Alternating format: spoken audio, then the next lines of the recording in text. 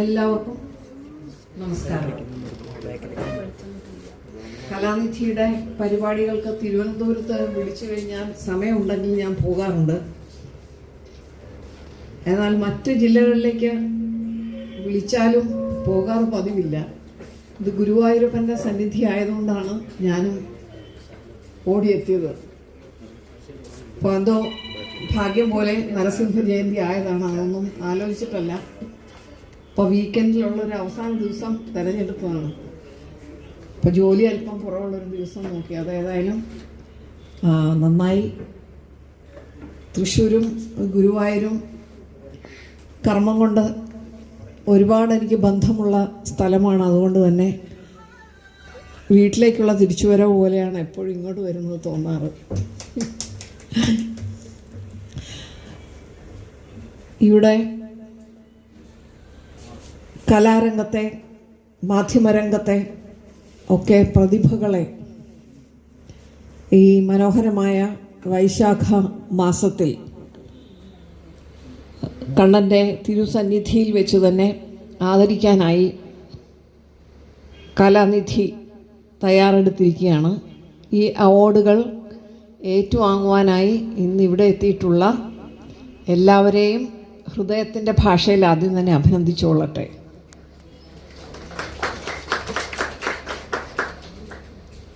മനുഷ്യൻ്റെ മനസ്സിനെ സംസ്കരിക്കുന്നത് എന്താണ്? കല, കായിക പ്രവർത്തനങ്ങൾ, സംഗീതം, കവിത, ഇതൊക്കെയാണ്. പണ്ട് ഭാസ്കരൻ മാഷ് കുറിച്ചത് ഇടയ്ക്കിടയ്ക്ക് ഈ ആളുകൾ ബലം പിടിക്കുന്നത് കാണുമ്പോഴെല്ലാം എനിക്ക് ഓർമ്മ വരുന്ന ഇതാണ്: കാവ്യ പുസ്തകമല്ലോ ജീവിതം, അതിൽ കണക്കെഴുതാൻ ഏടുകൾ എവിടെ? കൂട്ടുന്നു ചിലർ, കിഴിക്കുന്നു, ഒടുവിൽ കൂട്ടലും കിഴിക്കലും പിഴയ്ക്കുന്നു. ഇപ്പം കല, സംഗീതം, കവിത, ഇതൊക്കെ ആസ്വദിക്കുന്നവർക്ക്,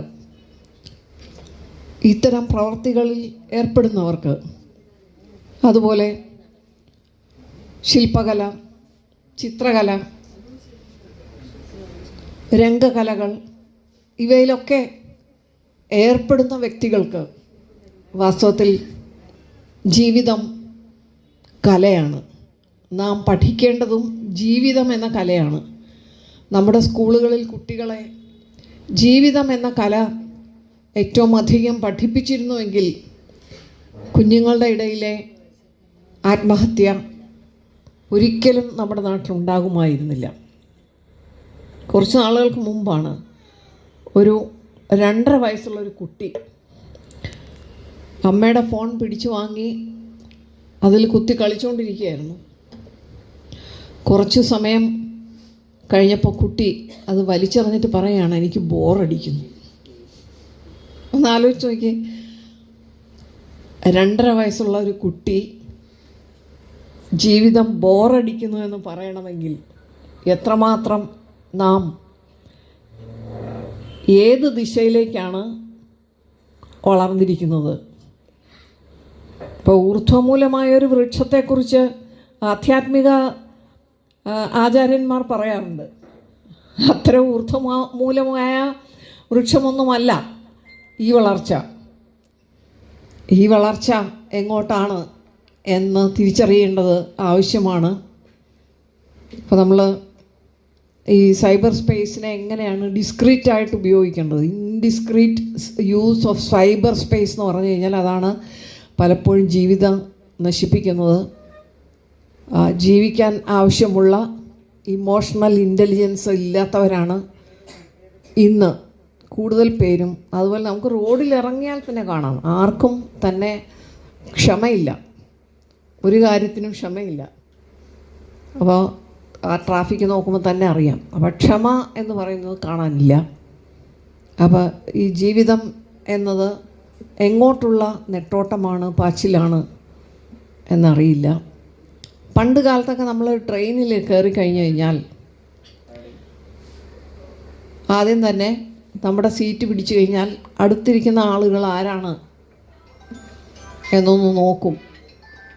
എന്നിട്ട് അവരെവിടെ നിന്ന് വരുന്നവരാണ്, എങ്ങോട്ട് പോകുന്നവരാണ്, ഒരു സൗഹൃദം അപ്പോൾ തന്നെ സ്ഥാപിക്കും. പിന്നെ പലതും പറഞ്ഞ് ആ യാത്ര കഴിയുമ്പോഴേക്കും അവർ നല്ല ആത്മാർത്ഥ സുഹൃത്തുക്കളാകും ഇല്ലേ? യാത്രകളിൽ വെച്ച് നമുക്ക് അങ്ങനെ എത്ര സുഹൃത്തുക്കളെ കിട്ടുമായിരുന്നു. ഇപ്പോൾ ട്രെയിനിൽ കയറുമ്പോൾ ശ്രദ്ധിച്ചിട്ടുണ്ടോ? എല്ലാവരും ഇങ്ങനെ ഇരിപ്പാണല്ലേ. ഈ ഇരിപ്പിനിടയിൽ ആരും പരസ്പരം നോക്കുന്നില്ല. പിന്നെ മറ്റു ചില കൂട്ടരാണെങ്കിൽ, പ്രത്യേകിച്ചും ഇച്ചിരി പ്രായമായ 70-80 വയസ്സുള്ളവരാണ് കേട്ടോ, ഇപ്പം ഭയങ്കര റീൽസ് അങ്ങ് ഉറക്ക വയ്ക്കും.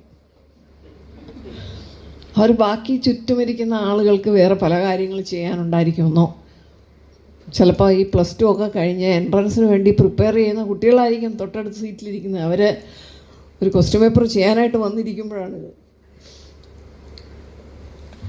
പിന്നെ ചില കൂട്ടരാണെങ്കിൽ ഈ ട്രെയിനിൽ കയറി കഴിഞ്ഞ് കഴിഞ്ഞാൽ ആ സെക്കൻഡിൽ തുടങ്ങും സംസാരം. അപ്പോൾ ആ സംസാരിച്ച് തുടങ്ങിയാൽ പണ്ടൊക്കെ ഒരു ചൊല്ലുണ്ട്, പയ്യെ പറഞ്ഞാൽ പറവൂർ കേൾക്കുന്നുണ്ട്. അപ്പോൾ അതിലും അപ്പുറമായിട്ട് ഭയങ്കര ഒച്ചയിലങ്ങ് സംസാരിക്കാൻ തുടങ്ങും. സംസാരിച്ച് കഴിഞ്ഞാൽ പിന്നെ യാത്ര അവസാനിക്കുമ്പോഴേ സംസാരം അവസാനിക്കുള്ളൂ. അപ്പോൾ അതിൻ്റെ അപ്പുറം നിന്ന് ഏതെങ്കിലും പുസ്തകം വായിക്കാം അല്ലെങ്കിൽ പഠിക്കാമെന്ന് വിചാരിച്ചിരിക്കുന്നവരുടെയൊക്കെ കാര്യം വളരെ പരിതാപകരമായിരിക്കും. അല്ലാതെ യഥാർത്ഥത്തിലുള്ള സൗഹൃദം അല്ലെങ്കിൽ സാധാരണ നമ്മൾ പ്രത്യേകിച്ച് ഉയർന്ന ക്ലാസ്സിലൊരു ടിക്കറ്റ് എടുത്ത് കയറിയാൽ ആരും പരസ്പരം സംസാരിക്കില്ല. ശ്രദ്ധിച്ചിട്ടില്ലേ?